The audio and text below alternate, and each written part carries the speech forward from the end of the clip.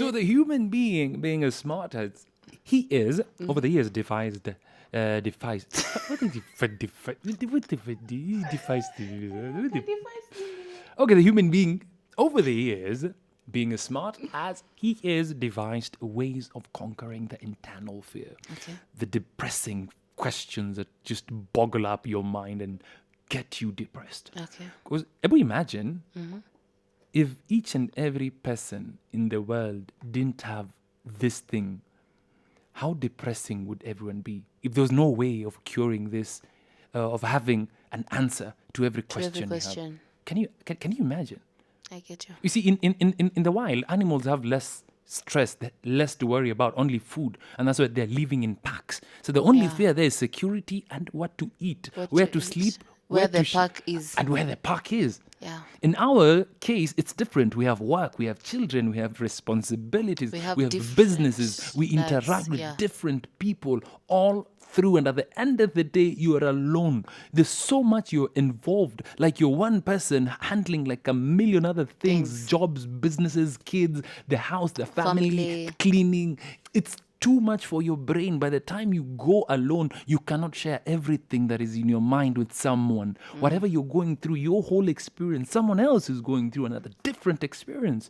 So you can't weigh them down with your experience. It's even impossible to explain yourself holistically exactly what's in your mind and what's disturbing you, what's causing the stress and the depression. You cannot explain. Are we together? Yes. So these two great men. So these two great men came up with principles that the earth picked, that most of the human beings picked. Now these two men, their principles are the world's most famous principles. But apart from them, there are other people who came up with different doctrines and principles. What am I talking about? I'm talking about something known as faith. Yes.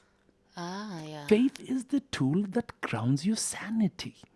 You see, when your brain starts asking questions, why did he die? Yeah. Am I responsible? Yeah. Was it my fault? The questions become so many that you can't answer. But these great people came up with something known as faith. Now, faith tells you to live it to God. Yeah, to a superior being. The brain has gotten an answer. Oh, yeah. You What live is what is the answer? Live it to God. a superior being. Everything that happens, if your brain just has any questions, it's God. Ni mipango ya God. Yeah, ni mpango wa Mungu. Ni mpango ya God. Unajua Mungu akipanga ni hivyo. Ilikuwa time yake, God alikuwa anajua. I get you. Yeah. And faith, the mind has already gotten an answer. The mind has already gotten an answer. Yeah. So that thing will not keep on hitting on that wall of your mind. You see, I want you to imagine and picture the mind like a huge brick wall. Okay. Picture a huge brick wall. Now, if you have a question, imagine you're punching. A question is one punch on that wall that keeps on punching for eternity. It's not stopping, keeps on punching that wall. And the more it punches, it starts now scraping off the dust and particles of the wall coming out, and the bricks are coming out. Now imagine that is one question. You have another question. Am I ugly? Keep on punching that wall. Keep on punching that wall. Have like a million questions. The wall will go down. Break down. Now the wall is your sanity. Yeah. That's what I understood when I went there. The wall to some people is death. It's suicide. Yeah. That is the wall. Too many questions when the that wall the brick breaks, wall cannot hold. Yeah. See, it can't defend from all those punches hitting the wall. Every question that you keep on asking yourself every day, am I to blame for that death? Keeps on punching that wall. Am I ugly? Keeps on punching that wall. Am I to keeps on punching that wall? If you do not have an answer, you're screwed. Now the answer here is religion, it's faith. Yeah, faith. You leave it to God. Yeah. So when you leave it to God, God picks out one of those punches, the question of punching the wall. Anaitoa. Gets all. It's answered. You've answered. You've answered. Inaacha. Inaacha kupiga ngumi. I get you. Inaacha kupiga ngumi. That's what I understood. That is faith. For some people who don't practice faith, they practice other forms of things like meditation and all other weird kind of things. People practice. People practice. Yeah. You understand? Now, from there now, you see now, the human is also an interesting being because the human is also a very business-oriented and money-minded Of course. person, Of course. animal. Yeah. You see, and over the years, through broken telephone, the information that I am just passing to you right now that I discovered has been misconstrued and broken down in different ways, dialects, languages, and lost meaning, span, pre-span, underspan, everything done to this. All in the name. What am I saying? All in the name. All in the name of the precious coin. Okay. All in the name of money. It's been twisted by man. Everything has been misconstrued. History has been flipped over and over. Broken telephone. Broken telephone over the years. Yeah.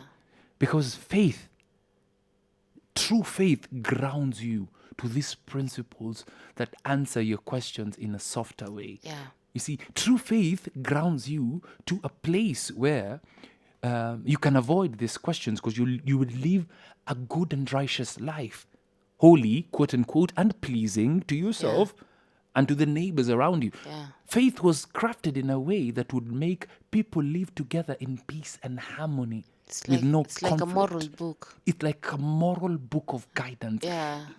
Let's call faith something like how to live, how to be human, how to live how the to human life manual for dummies. Yeah, it's Or a manual. A manual for dummies, how to live. You see, but over the years, as I've told you, the human being, the animal, the superior animal, has misconstrued the information, has monetized the information. Yeah, they've started monetizing They've it. monetized the information. That's why you And find they've changed it. Yes. So there's the religion, faith right now, if you might call it like that. Everything is religion, faith. Every faith is religion. They've lost the true meaning of everything. And those are the moral grounding facts about faith and religion that I understood from that point. Okay. That I understood that faith plays a very major role in grounding you. In grounding your brain and keeping you in answering those questions. Yeah. You see, if your brain can't handle, and most people who don't you see, you can't handle because you don't have this information. Because if you have this information that like I'm passing to you and you understand your brain from that point of view, you can now start managing your own thought and your own mind. Yeah. Are you understanding? Yeah. So that faith is not used to be misconstrued to make you think differently or act differently. And the problem with faith is that when you see faith attacks the brain. Okay. Because it's the brain that controls the living animal, the living being. You get me? Yeah. The fear of being ugly, or the fear, let me pick another fear, the fear of not getting a spouse or not getting a baby can be monetized by faith Yeah. with the promise that you'll have a baby. Yeah. God's plan. Yes.